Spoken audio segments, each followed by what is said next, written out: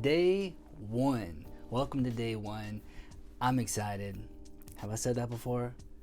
I know I've said it. I'm really excited. I'm excited for you. I'm excited to be here to help you learn Spanish. And I know you're going to like this. And this is an awesome lesson. So let's get into it.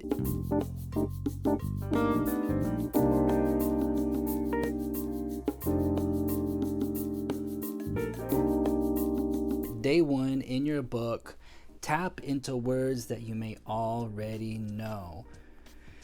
Look at those words and see if you know any of them. A lot of these words are words that you might have caught from pop culture, from movies. English has just taken a lot of words like amigo.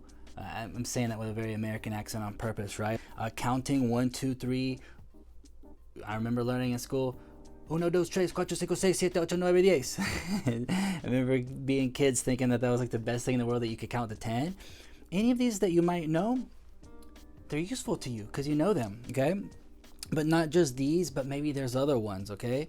But look at these, and if you don't know them, then take this opportunity to learn them, because these are some good words. The ones that are written are some good words to learn, to know. So think about if you've ever heard them, if you've ever heard them in cartoons, in movies, in real life, and maybe some other ones. I'll give you an example. There's a lot of Spanish that you probably know more than you think, but this is just a random example that comes to my mind. Los Angeles, the city of Los Angeles. You probably have heard it called the City of Angels. I've heard from many different sources, not even on the subject of Spanish, just on the subject of Los Angeles, that Los Angeles is called the City of Angels because Los Angeles means angels in Spanish. Literally, it's the angels, Los Ángeles, but angels, okay? So just knowing that, and maybe you've heard that before a long time ago, and I'm making you remember right now, and you're like, oh yeah, the angels, that makes sense. Even angels in Spanish, it looks a lot like angels in English. And los means the angels, Los Ángeles. You're getting the wheels turning, okay? So think about any Spanish words that you might know. Lots of places, especially in the United States, lots of cities and even some states are named after Spanish words. So tap into what you know. Next page. Let's go straight to the next page. Cognate example. I touched on cognate. I think it was in the orientation video. Basically, here's what a cognate is. A cognate is basically, a cognate word is a word that's shared in two languages. So English and Spanish share thousands of words. Sometimes they're written exactly alike, like in the example we have here. Let's look at this example. At the bottom two words, we have base. The top one is basis, but then we have base and base. Spanish is, written, they both look like base, right? B-A-S-E. In Spanish, it's really base. You got to read each individual letter with the sound that it needs to have. We'll do some pronunciation on very soon in today's lesson. So you have base and base, but when you read it, you should be able to go, oh man, that looks exactly like English, right? Now, what's happening with these cognate words is they have the same root. So you can see at the top there, it says Latin, but then a little bit later on English, it says Old French, and the reason for that is the great majority of the cognate words, or the related words that we share between English and Spanish, were because French came from Latin. Spanish came from Latin. But a long time ago, when there was an older version of French, I guess you could say it that way, Old French, the English language adopted a lot of these words. You could look up the history if you are a history nerd, go ahead, but that's kind of the short story of it. So thousands of words were borrowed from French, but ultimately they have the same origin with thousands of words in Spanish, which all came from Latin. Okay, so that's what we have here. This right here is not really 100% necessary for you to know, but I wanted to explain it to you so you just have kind of an idea of what's going on here. But I will give you some tools here in a moment. So those are cognate words. We'll see that sometimes not all cognates are spelled exactly the same. Sometimes one or two letters are a little bit different. Sometimes a lot of letters are different. Sometimes the middle part of an English word will match like a very good portion of a Spanish word, and you can find the relationship there. The point with cognates that I want you to be looking out for, the reason I want you to look out for these is obviously they're easier to remember. Even if it's half of the word that's related to something in Spanish, the meaning is related. There's some kind of connection there. You'll see in this book, I have hundreds of cognates that I've spent probably, it makes my head hurt thinking about how long I spent verifying all these with etymology, word origin resources. So anyways, you'll see a lot of that. And I think at the end of today's lesson, well, I'll show you some more examples, but let's go to the next page. We're still talking about cognates because it's very, very powerful. This is very powerful. Here we have some cognate patterns. This is probably not all of them. This is only an example. I'm not telling you that I want you to memorize these words on this page. I'm not telling you that I want you to memorize the patterns. If you want to look at all of these, it's useful. It's very useful. If you do memorize the patterns, it's useful. So that's really up to you. But more than anything, just know that this happens. It's just to kind of show that there, again, it's to prove to you that there's thousands of words that you already know. That's the biggest point out of all of this, okay? So for example, let's see. In the first example, ION words are ION words in Spanish. Now, granted, there will sometimes be a little bit difference. Like if you look at the word information, it's TION. In Spanish, it's CION. We could analyze this more and get into more specific patterns and stuff, but I intentionally didn't do that. I'm just kind of giving you the general idea here, okay? So one word of caution with these, and I've said this in the community. If you're not following our Instagram community, go follow it.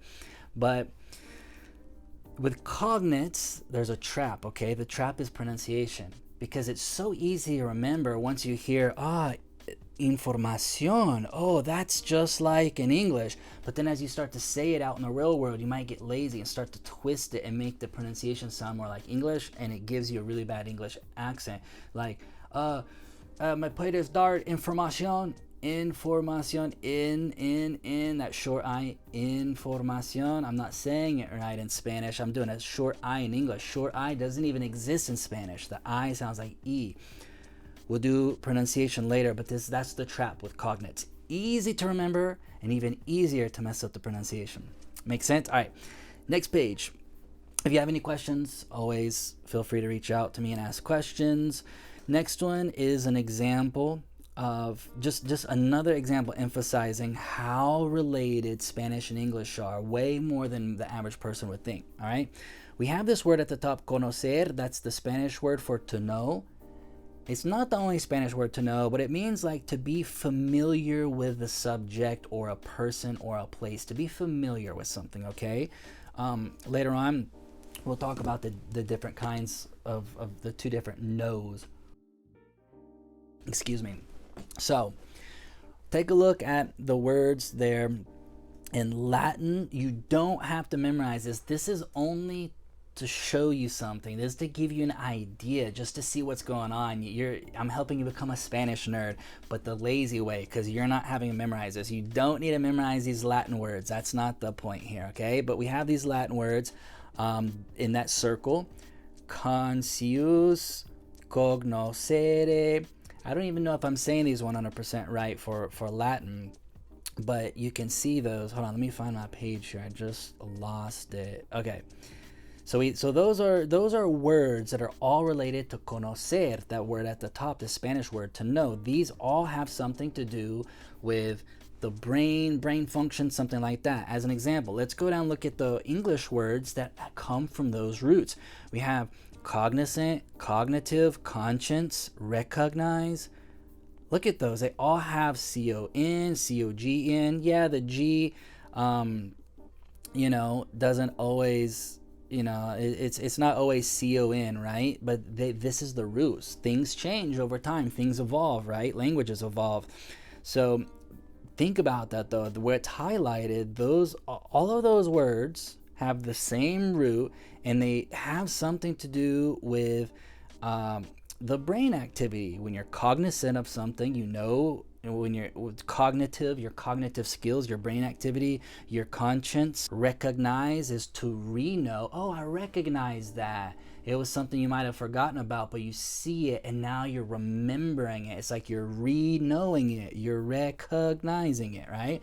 If we look over to Spanish, These words you don't have to remember. These are just examples. I'm just showing you some stuff here. But Spanish, we have conocer, that's the first word from the very top. Then we have cognitivo. That means cognitive. Actually, you could draw a straight line across cognitive, cognitivo. Easier to remember, even easier to mess up the pronunciation. Remember, next one, conciencia in Spanish, that's conscience. We could draw a line straight across. And then reconocer is to recognize. You could draw a line all the way across. So there you have it. There you have it. That happens all the time. So the point is look for these ones. Notice that these ones are not as easy to catch with your eye. You might come across these in Spanish, words like this, and you might not catch those, that little root thing there. But I've outlined hundreds of these throughout the book to help you have some kind of connection. Because if you were to like, let's say you were to come across the word conocer, right? And you're like, okay, conocer means to know. Oh, okay, how do I remember that? Conocer, okay? Conocer. Maybe if I repeat it 100 times, maybe I'll remember it. But it's always better to have some kind of connection, some kind of brain connection, right? So if you think to yourself, well, what are some, this is a tool. Use this tool. Anytime you learn a new word, ask yourself, look at the meaning and ask yourself, is there some kind of synonym or related word that's related to the Spanish word? Conocer means to know. You're using your brain. What kind of words related to brain? Brain active, cognizant, conocer. Even though it's only a few letters, it's a connection, and it's better than having no connection. All right? Hope that makes sense. All right. Next page, a new tool. I hope that this becomes your favorite language learning tool in the whole world. Mnemonic devices, okay? A mnemonic device, I'm not teaching English, I'm teaching Spanish. A mnemonic device is just a memory aid, okay, in simple terms. Here is a formula, not the only formula, but this is my favorite formula for learning new foreign words, vocabulary of foreign languages, okay? You take an image of what the word sounds like, or how do I say this? You hear what the word sounds like to you. What does it sound like? Something that you know.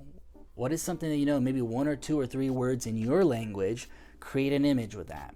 Then you create a second image with a meaning. You look at the meaning, and you can create an image out of that easily, just something related to the meaning, right? See if you can put it in visual form, and you link those together. The sillier the better, and boom, you've got a memory aid. And here's an example just on the second half of the page, okay? Comer, you can see there, means to eat. Now, maybe you look at the word comer and you couldn't find any cognate words or anything like that. Maybe there are. I can't think of any off the top of my head. If you can think of some word that's related to eating or appetite or something like that has some related root to the word comer, let me know. Leave it in the comments. I'd love to know. But I don't find one. So what do? I say, okay, this person says to me this word comer means eat, to eat. Comer. Comb. It sounds kind of like comb. It kind of sounds like Ed, the name Ed, comb Ed. So that's what it sounds like to me. I created an image of that, and I've somehow connect it with the meaning, which means to eat. So I've come up with this memory aid. This blob says to the other blob, and one of the blob's name is Ed. He goes, eat the comb, Ed. Come on, eat the comb, Ed. It's silly, it's stupid, but we've brought them together, and it's going to be easier for us to remember comer. Okay, so I encourage you to use this every single day. It's more powerful than you think, okay? Next one. Next page. Vital words. I encourage you to learn these words today, okay? Or over the next few days if you have to. That's okay if you have to review. All right, you'll notice that some of them are cognates. I didn't highlight them. I'm going to let you do it. See if you can find some cognates. I'll give you a tip. The first one there's a word related to sick that's very similar to enfermo. That is a cognate. It's related. So see if you can find it. Go through here, look for cognates. And then for ones that you can't find cognate words that are a little bit harder for you to memorize, Make some memory aids. Use the formula for these. The reason why I chose these words as vital words is because, is obviously, if you haven't figured it out, these are like emergency words, right? These are words, if you're gonna travel and you just need some kind of emergency words to say something, police, police, or water, water, water, you can get by with a word and someone's gonna go, oh, over there or over there, right? Same thing, even if you're not traveling to a Latin American country, I encourage you to use them, to learn these, especially if you happen to live in a community that has a lot of Hispanic people, because maybe someone will run up to you saying police, and maybe they've only been in the country for one day and they don't know any English, and maybe they're going, policia, policia, right? And then you're like, oh man, I got to call 911. So anyways, you can do that if you want to, but those are some words that you can practice looking for cognates on and practice memory aids, and it would be useful. All right, next page. Power sentence. Why did I write power sentence? All right, if you are in our Instagram community, you've probably in the past heard me kind of make fun of a little bit of other Spanish learning resources that teach you the most absurd sentences right off the bat. That have like the pants are big and purple. Like, where are you gonna need to talk about the big purple pants, right? That's what happens when people just think of sentences like, let's just start saying sentences and throw in some descriptive words like purple and yellow, and we're gonna teach them Spanish that way. It's not really that effective. It's a little bit, I don't know. I'm not gonna talk more about it because I'm gonna get mad. But this sentence is a power sentence, and I'm gonna just tell you what it means. Okay, this is the one sentence I want you to memorize right off the bat. ¿Cómo se llama? What this means is, what is it called?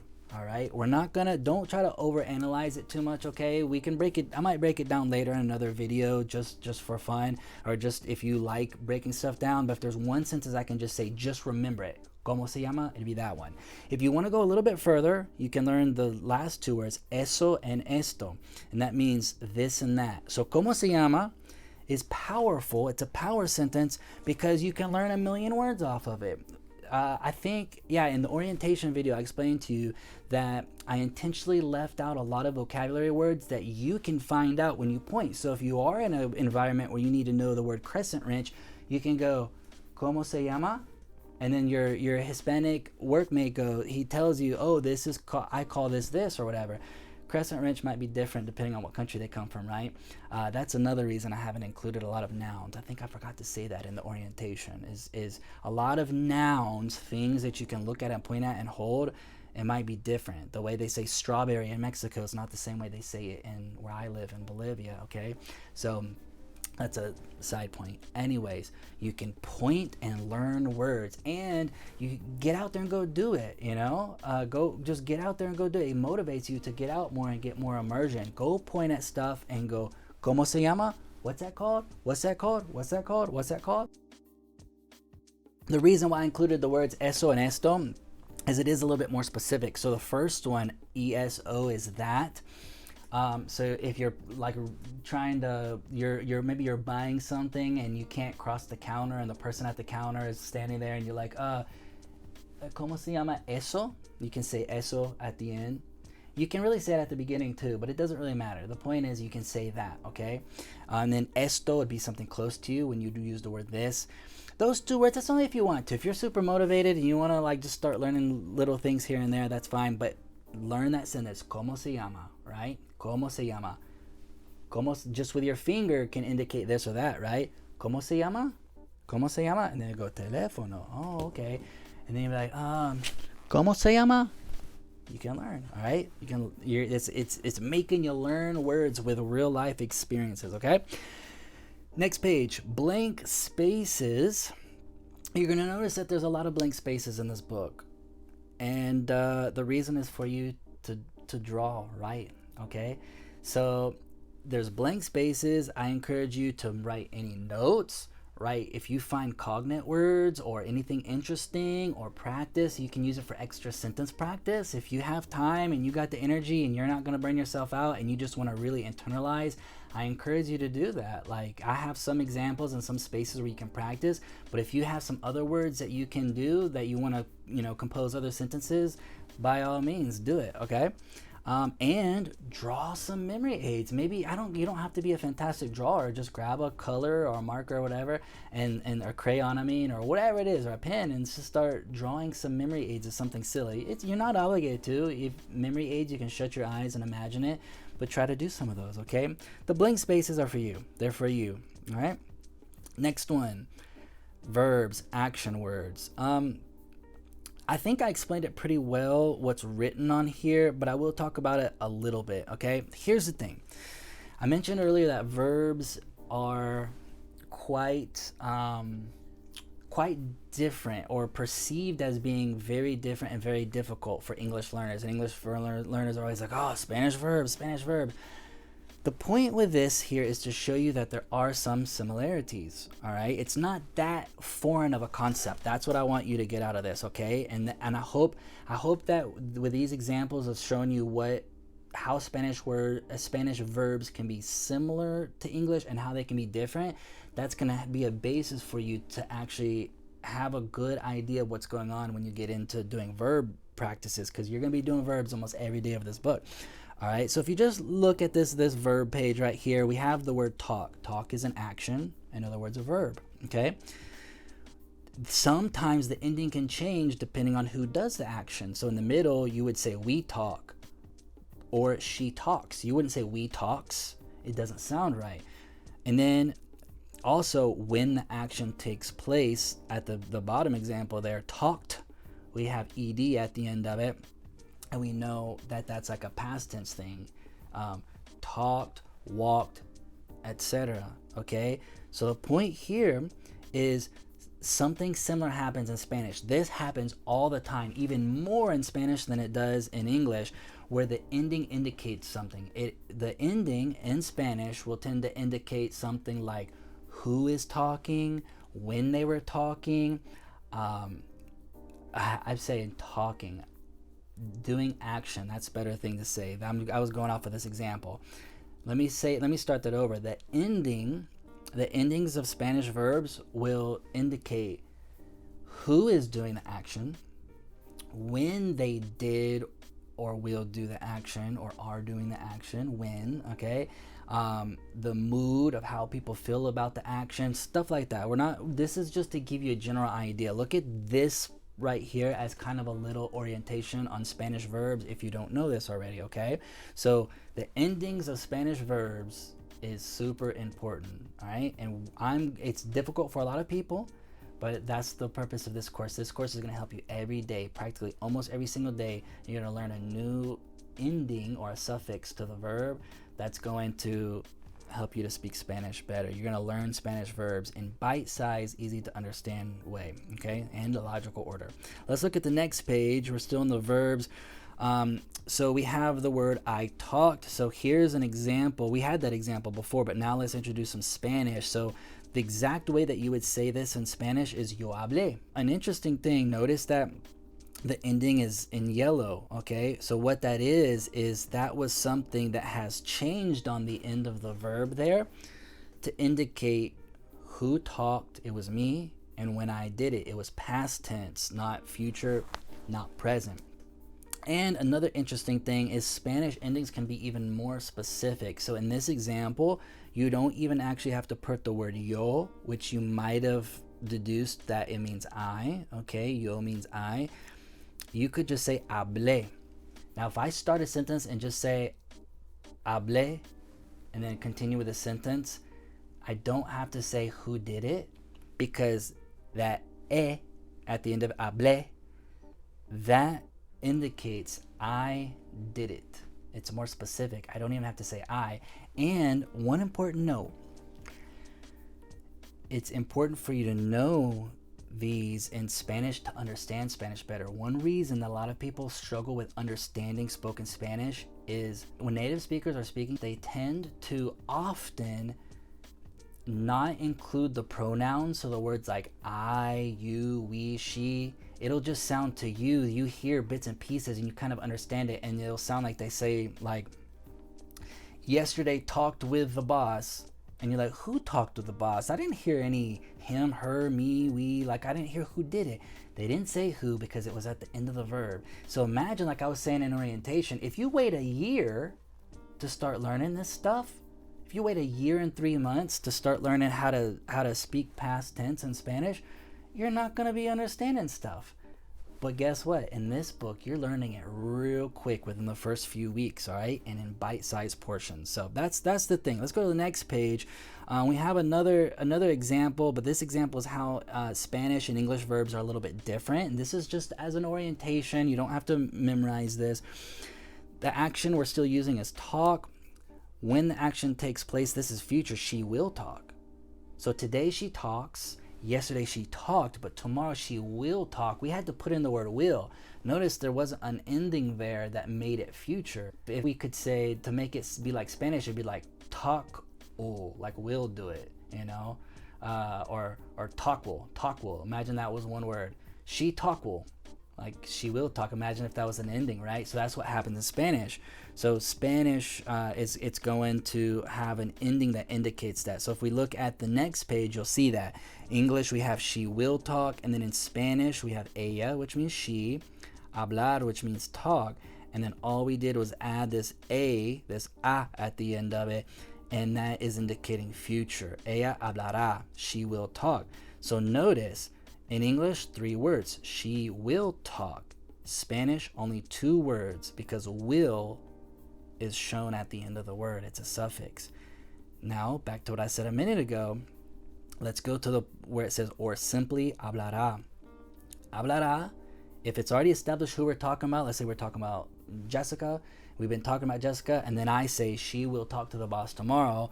She will talk. I just have to say hablará. If I say hablará with the boss tomorrow, hablará con el jefe mañana, hablará, 1 word to say 3 words in English, which is cool because once you learn this, it's so much more efficient. Okay, so that's, again, just to give you the general idea of how Spanish verbs work, because verbs is one of the main pillars of this. I hope that makes sense. Let's look at